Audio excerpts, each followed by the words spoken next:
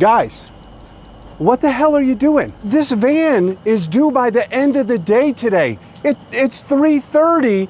You haven't even touched it. Scott, you've been with me for 15 years. This is not how we do business. What makes Wrap Kingz so great? Well, RP, we're the only Avery and 3M certified installers in this area. Mystic, come on. Why are we better than everyone else in the market?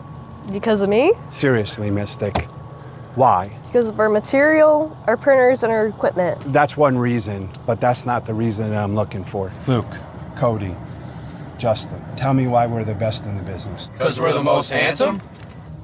Gavin, help me out here. Why?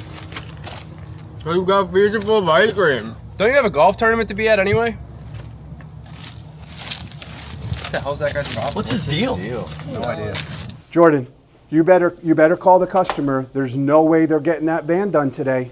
Don't worry, Rob. We're gonna get it done. Whatever.